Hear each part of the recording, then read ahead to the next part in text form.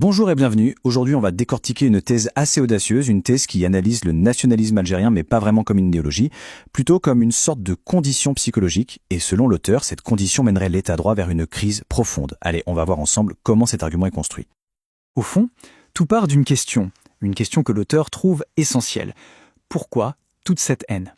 Pour lui, la récente vague d'hostilité en ligne, ce climat qu'il décrit comme paranoïaque, ça ne peut pas être juste une simple rivalité politique. Non, il faut creuser plus profond que ça.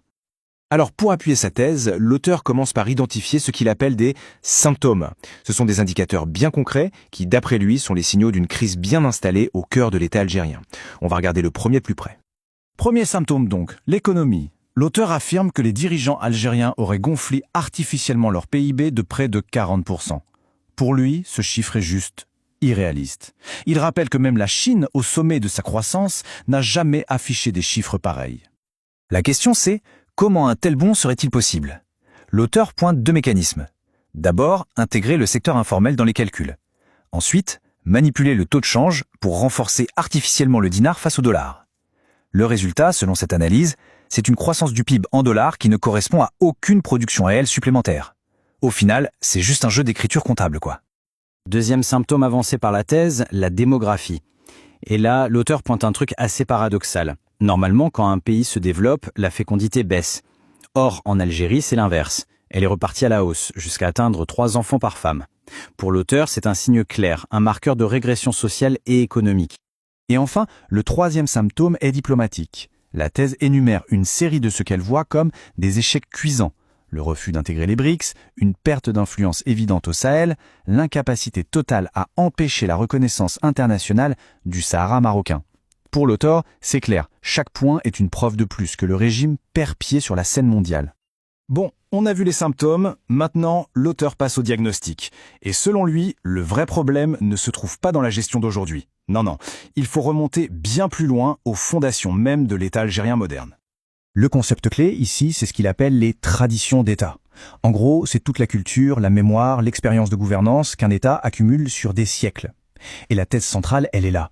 L'Algérie, en tant que construction post-coloniale, serait dépourvue de ce lourd bagage historique, contrairement à ses voisins. Et pour bien faire comprendre cette idée de manque, il fait un parallèle avec l'Europe du 19e siècle. Il rappelle que des nations qui se sont unifiées sur le tard, comme l'Allemagne ou l'Italie, ont développé un nationalisme très agressif.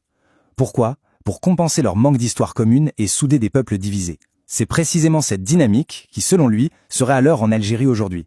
Et tout ça, ça nous amène à une phrase, une citation choc de l'auteur qui résume parfaitement son argument. Si le Maroc n'existait pas, l'Algérie l'aurait inventé. L'idée derrière, selon la thèse, c'est qu'en l'absence de ces fameuses traditions d'État pour unifier le pays, le régime a absolument besoin d'un ennemi extérieur. C'est ce qui maintient sa cohésion, ce qui justifie son pouvoir. Et ce rôle, ce serait le Maroc qui le jouerait. Ok, maintenant on arrive à la partie, je dirais, la plus originale de la thèse, l'analyse psychologique. L'auteur essaie de décomposer l'identité nationale algérienne en 3 grands mécanismes. Le premier mécanisme qu'il identifie, c'est la victimisation.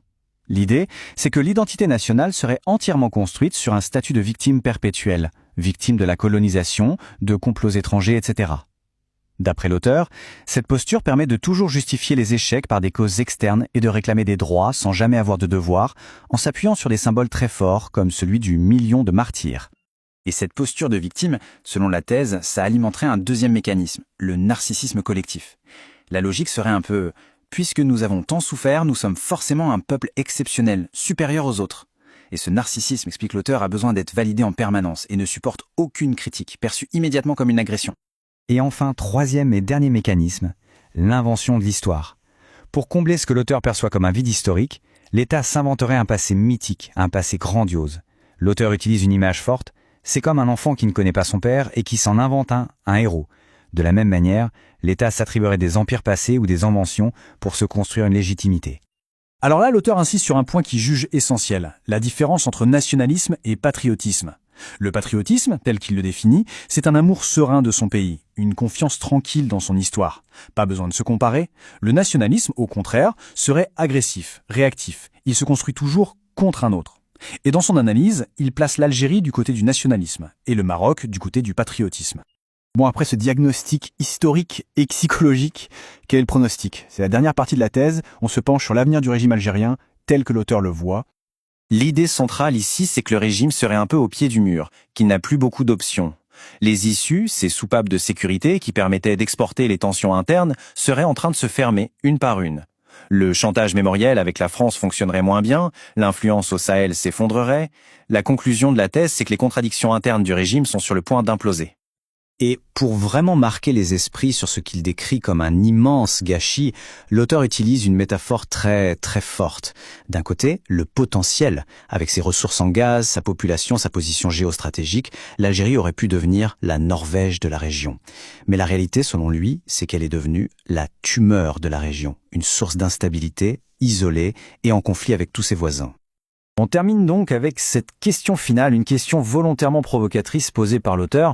Si son analyse des symptômes est correcte, si son diagnostic sur les causes profondes est juste, et si toutes les issues sont bel et bien en train de se fermer, alors est-ce que l'effondrement du régime est inévitable ?